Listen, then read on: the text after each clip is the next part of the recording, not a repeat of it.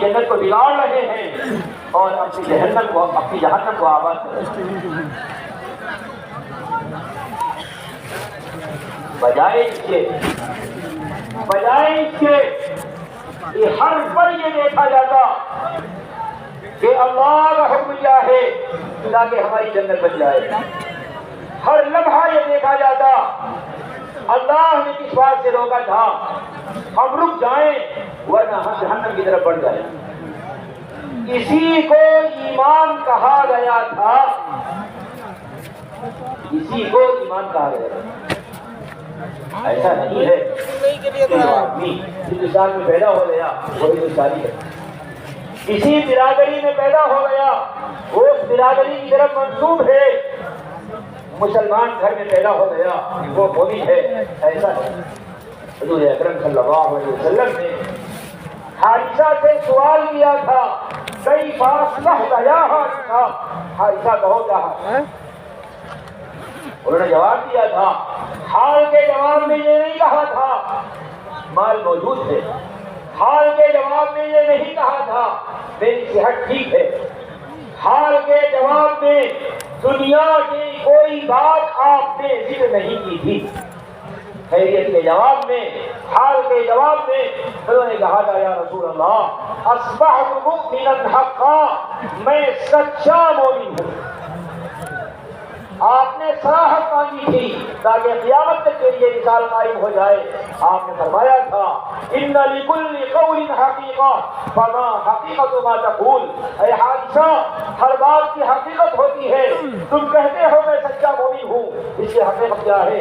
उन्होंने कहा था या रसूल अल्लाह हम जन्नत को और जन्नतियों को अपनी इन निगाहों से देख रहे हैं और जहन्नम को और जहन्नमियों की चीखो पुकार को, उनके अज़ाब को और उनकी परेशानियों और तकलीफों को हम अपनी इन आंखों से देख रहे हैं।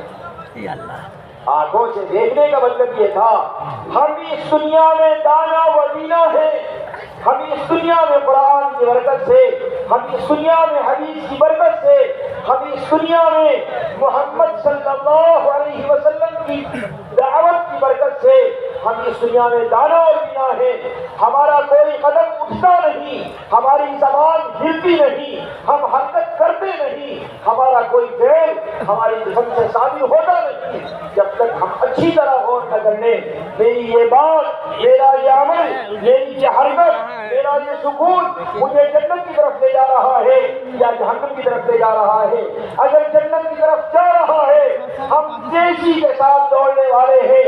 अल्लाह ने कहा था साबिकू इला मग़फ़िरतिन मिन रब्बिकुम सारिऊ इला मग़फ़िरतिन मिन रब्बिकुम फफ़िर्रू इलल्लाह व फ़ी ज़ालिका फ़ल्यतनाफ़सिल मुतनाफ़िसून। अल्लाह की इताअत में दौड़ लगाओ, अल्लाह की इताअत में मुकाबला करो, अल्लाह की इताअत में हीले और बहाने इख्तियार करो। हम दाना और बीना हैं, हम इस दुनिया के समझदार इंसान हैं। कुरान ने हमारी आंखों को खोला है, हदीस ने हमारे दिमाग को सेकल किया है, मोहम्मद सल्लल्लाहु अलैहि वसल्लम की दावत ने हमें एक राह दिखाई है। हम जन्नत और जहन्नम को लेकर चलने वाले हैं।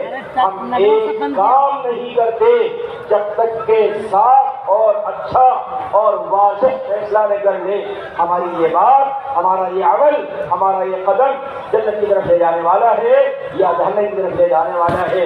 रास्ता मालूम है, अगर अल्लाह की इताअत है तो जन्नत की तरफ जाने वाले हैं और अगर अल्लाह की नाफरमानी है तो जहन्नम की तरफ बढ़ रहे हैं।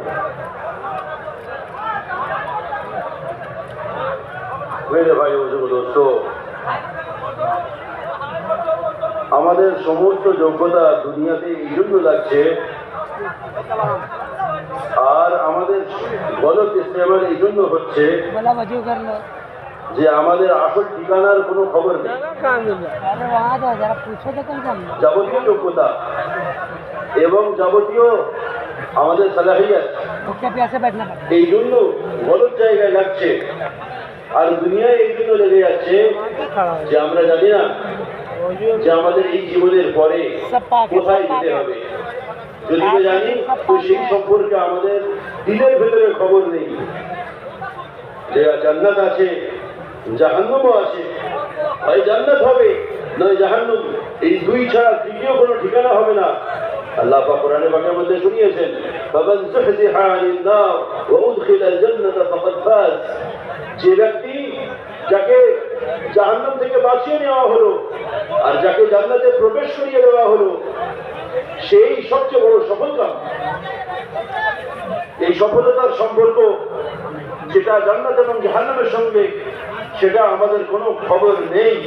আর এও খবর নেই যে আমরা কোন দিকে লেগে আছি আর কোথায় যাচ্ছি।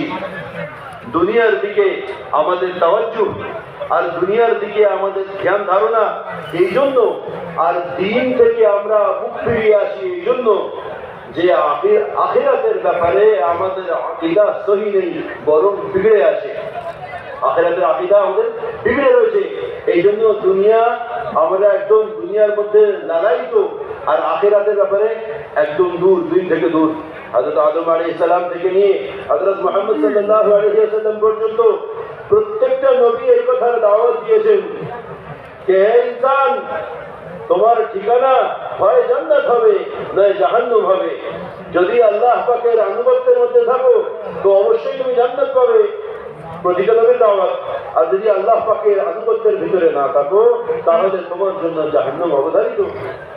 শরীয়তের মধ্যে যারা ছুটি চায়, শরীয়তের মধ্যে যারা ছুটি চায় আর কম করতে চায়, আর শরীয়তের মধ্যে থেকে যারা নিজেকে বাঁচাতে চায়, মেরে ভাই উদ্দুল মেহমান বলছেন যে সে নিজের জান্নাতকে বিগড়ে দিচ্ছে আর নিজের জাহান্নামে যাওয়ার রাস্তাটা পাকাপাকি ভাবে তৈরি করছে।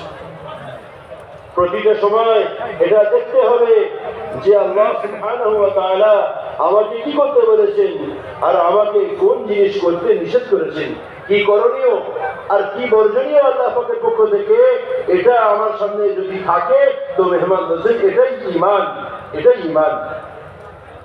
এমন নয় যে যার যা পছন্দ তাই করে নেবে। যে হিন্দুস্তানে জন্মগ্রহণ করেছে সে হিন্দুস্তানি, যে আরবে জন্মগ্রহণ করেছে আরবি, আর যে ব্রাদারি আর যে কওম আর যে বংশের মধ্যে জন্মগ্রহণ করেছে সেই বংশের এই পরিচয় যথেষ্ট না, আর প্রত্যেকে মুসলিম হওয়াও যথেষ্ট না। যদি তাই হতো তাহলে আল্লাহ রাসূল সাল্লাল্লাহু আলাইহি ওয়াসাল্লাম হারিস ইবনে মালিককে পা দিয়ে হরকত দিয়ে তুলে এই কথা জিজ্ঞাসা করতেন না, এ হারিস তোমার সকালটা কেমন অবস্থায় হলো বলো। হারিস রাদিয়াল্লাহু আনহু যেহেতু মেহনত করে রেখেছিলেন, তো তিনি বলেননি যে সকালে আমি অমুক পদ পেয়েছি, কে অমুক জিনিস পেয়ে গিয়েছি, কে অমুক সামান সস্তায় পেয়ে গেছি বা এরকম কিছু না। বলছেন আমি সকালটা ইমানের অবস্থায় করেছি, সকালটা ইমানের অবস্থায় করেছি। আর তারপরে আল্লাহ রাসূল জিজ্ঞাসা করছেন তুমি যে ইমানের দাবি করছো, তো এই ইমানের আলামতটা কি একটু বলো। তো হযরত হারিস রাদিয়াল্লাহু আনহু সেই আলামত ব্যাখ্যা করতে গিয়ে, ইমানের নিদর্শনকে চিহ্নিত করতে গিয়ে হযরত হারিস রাদিয়াল্লাহু আনহু না দুনিয়ার কোনো বস্তুকে বলেছেন, না কোনো পদকে বলেছেন, না কোনো ডিগ্রিকে বলেছেন, আর না অন্য কোনো সামানকে বলেছেন। তিনি বলেছেন, তো কি বলেছেন যে প্রথম কাজ ইয়া রাসূলুল্লাহ আমি আমার দিলকে দুনিয়া থেকে হটিয়ে দিয়েছি, সরিয়ে দিয়েছি। তারপরে যেটা বলেছেন সেটা কি, যে আমি দিনের বেলায় ক্ষুধার্ত পিপাসার্ত থাকি, অর্থাৎ এই দুনিয়াতে থেকে এখানকার যাবতীয় রংরেলি আর এখানকার যাবতীয় চাকচমক আর জাকচমক এসব কিছু আমাকে প্রভাবিত করেনি, বরং আমি দুনিয়াতে নিজেকে রোজা রেখেছি, রাত্রেবেলায় প্রভুর সামনে দণ্ডায়মান থাকি, আর আমি এই খেয়াল করি আমার সামনে এই প্রতিচ্ছবি ফুটে ওঠে যেন আমার রবেশ আরশে আমার সামনে নিয়ে আসা হচ্ছে। मेरे भाई और दोस्तों, সাহাবাদের এই আদত ছিল যে তারা নিজেদের আখিরাতের আকীদাকে ঠিক করে রেখেছিলেন। আর আমরা বলছেন মেহমান যে এই দুনিয়াতে যত জ্ঞানীগুণী হোক না কেন, মুহাম্মদ সাল্লাল্লাহু আলাইহি ওয়াসাল্লাম আমাদেরকে এই শিখিয়েছেন যে আমাদের সমস্ত হরকত, আমাদের সমস্ত বরকত আমাদের এ অনুযায়ী হবে, আর আমাদের আল্লাহ পাকের হুকুমের দিকে ছুটে যাওয়া অনুযায়ী হবে। এই জন্য আল্লাহ পাক হুকুম করেছেন সারিউ ইলা মাগফিরাতিন মির রাব্বিকুম, আল্লাহ পাকের পক্ষ থেকে যে মাগফিরাতের ওয়াদা আছে সেই দিকে দৌড়াও।